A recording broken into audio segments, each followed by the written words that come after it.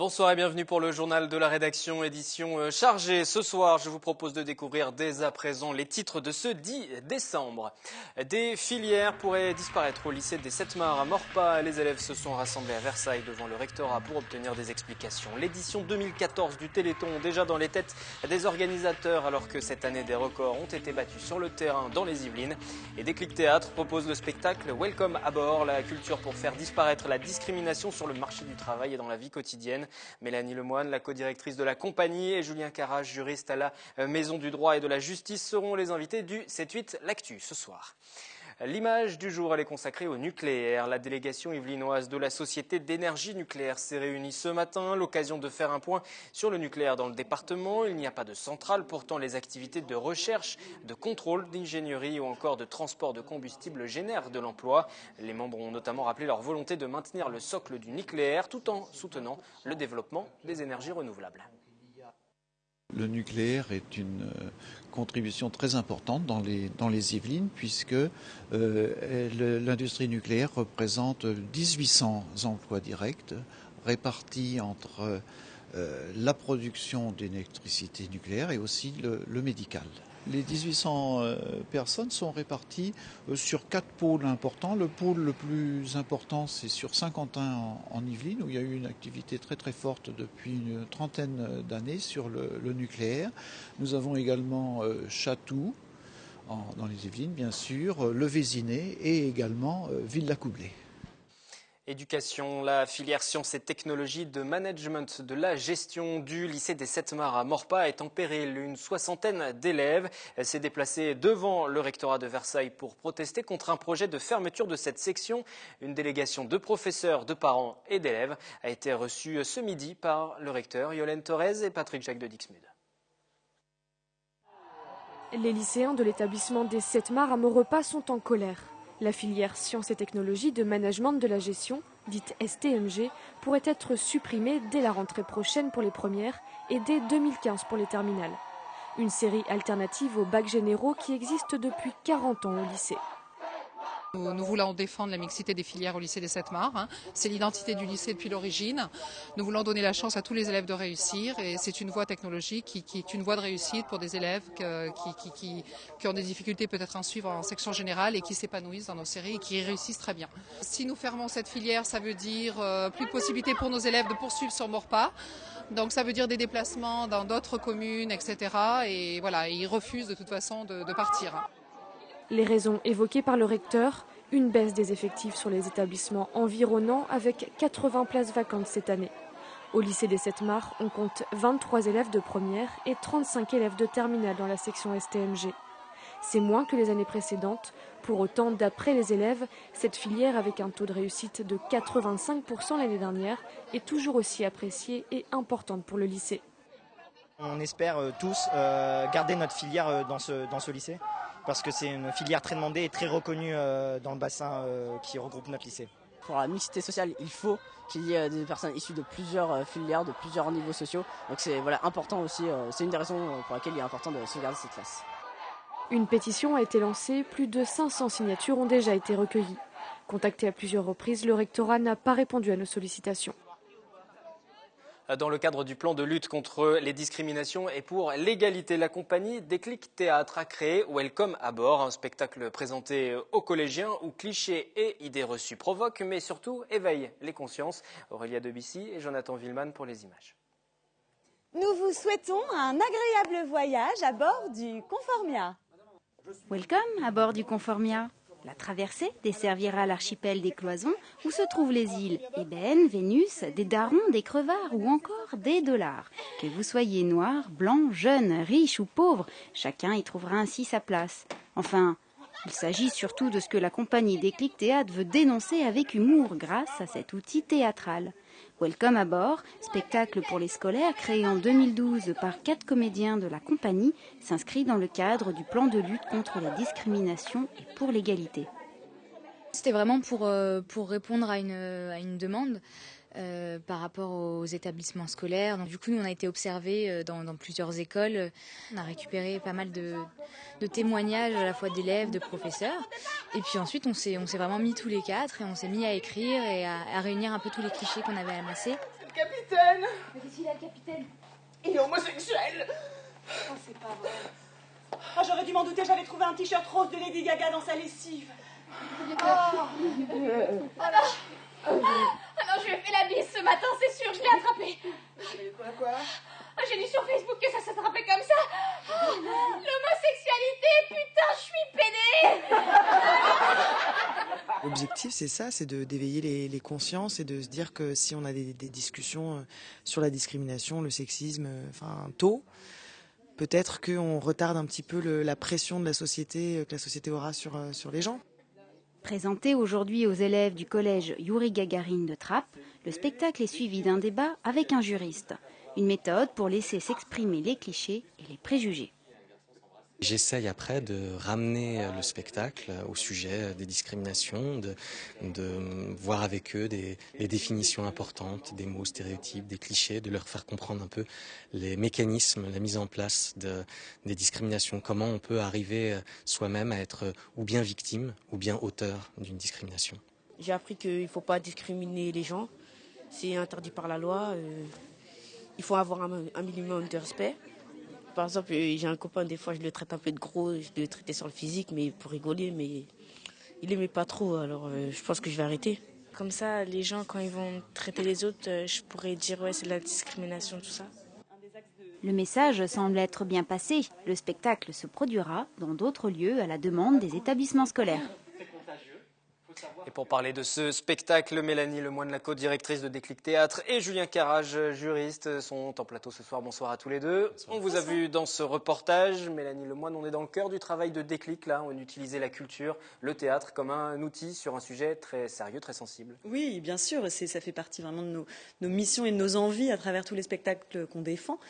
Donc oui, en plus, ce qui est vraiment intéressant, c'est que c'est un spectacle qu'on a écrit en collaboration avec des professeurs. Et du coup, c'est vraiment faire remonter la parole et le terrain sur la scène avec notre savoir-faire qui est de décaler, de mettre un peu d'humour là-dedans. Et ça débloque la parole justement des élèves, on en a entendu quelques-uns tout à l'heure réagir, prendre conscience aussi avec leurs propres mots, mais c'est plus facile d'engager la discussion avec eux ensuite. Je pense que ça débloque vraiment, enfin en tout cas, nous quand on joue, on se rend compte que les réactions sont assez fortes. C'est un spectacle quand même qui bouscule un peu, qui va un peu, on l'a vu dans les images, c'est quand même, ça va un peu loin.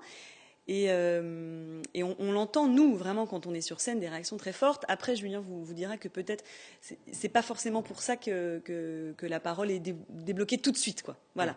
Il y a encore un travail qui est fait ensuite, après, lorsque vous intervenez, pour les amener à parler, à s'exprimer sur des sujets qui les concernent aussi. La discrimination concerne tout le monde.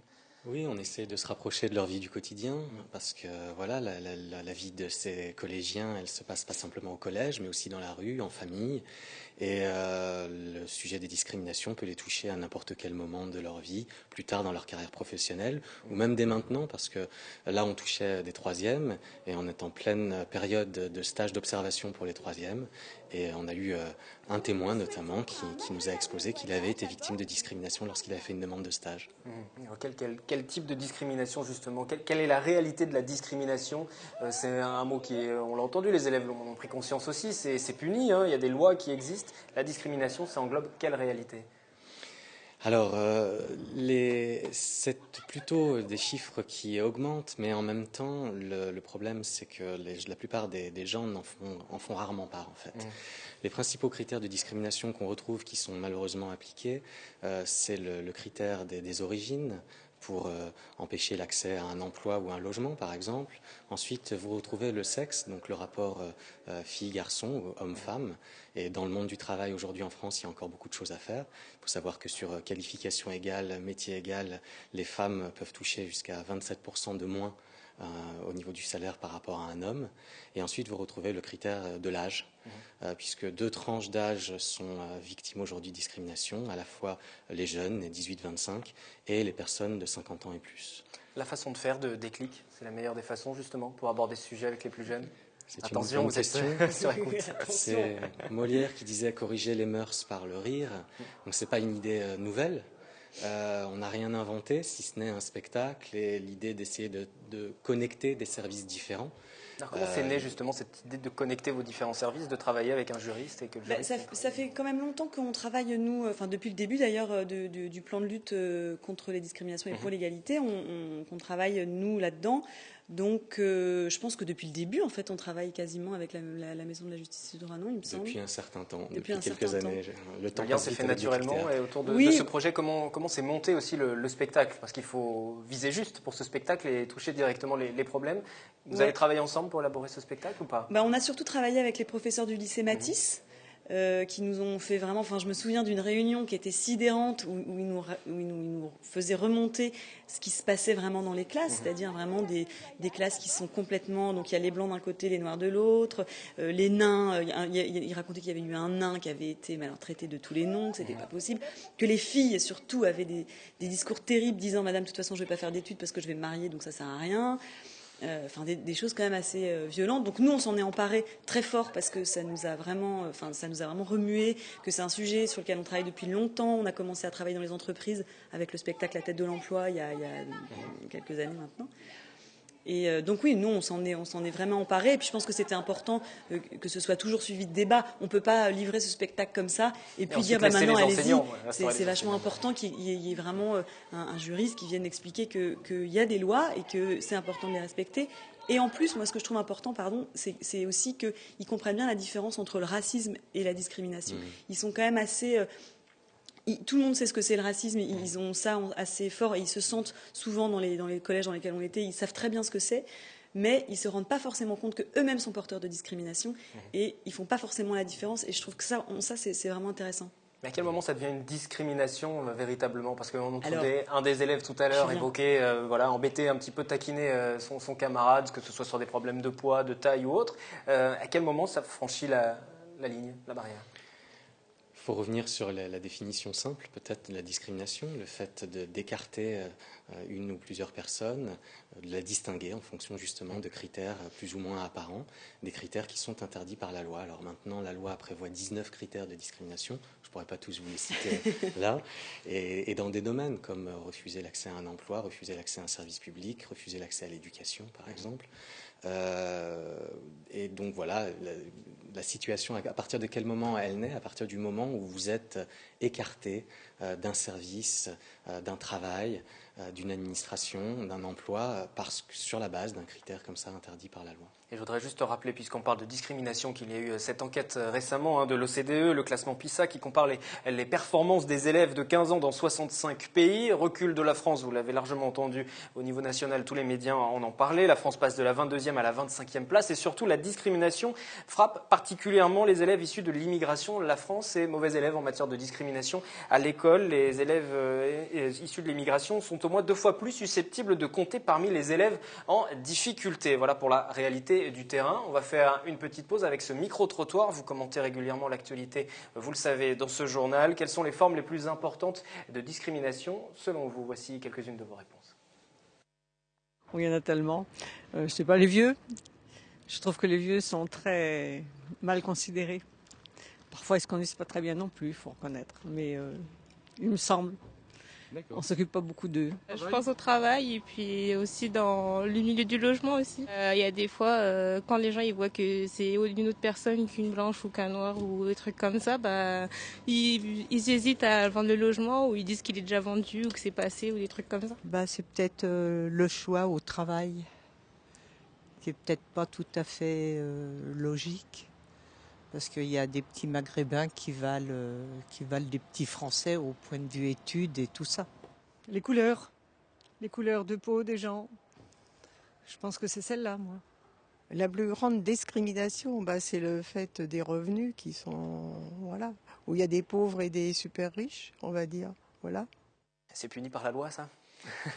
3 ans d'emprisonnement, 45 000 € d'amende, c'est la peine évidemment maximale, mais oui, c'est puni par la loi, c'est un délit. Effectivement, c'est pour ça donc la maison de justice s'associe avec Déclic Théâtre. Il y a un contexte, hein, il y a la ville nouvelle, la communauté d'agglomération avec un service politique de la ville, et dans les missions de la politique de la ville, il y a la lutte contre les discriminations. Et ce sera probablement renouvelé dans le futur contrat de ville.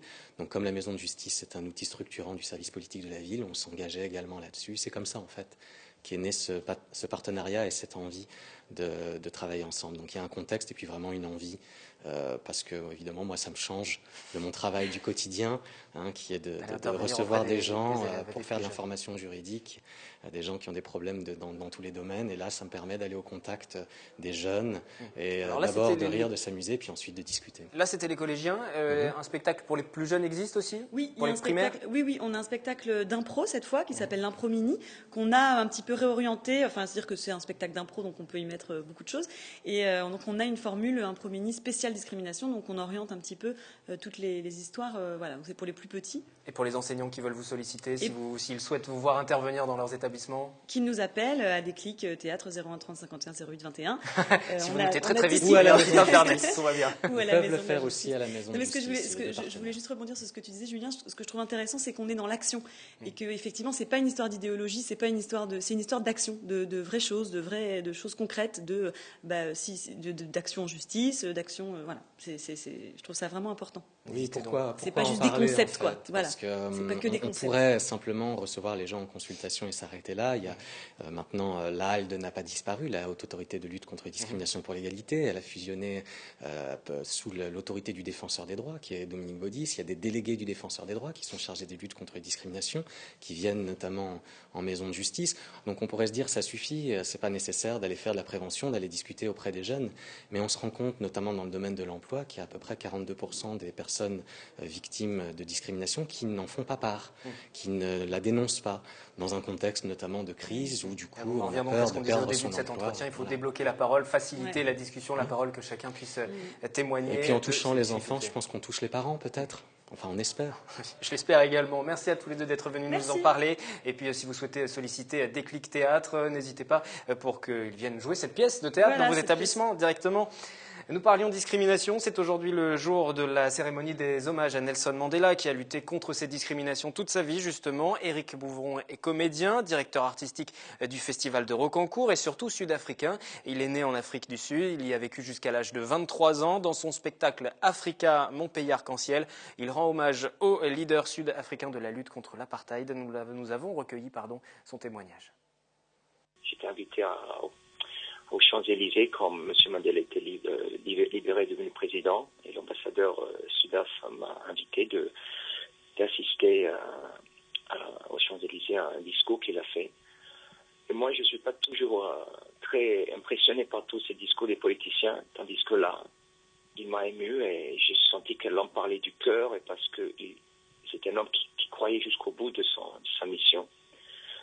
Et je l'ai vu en passant à côté de moi qu'il était dans un élan.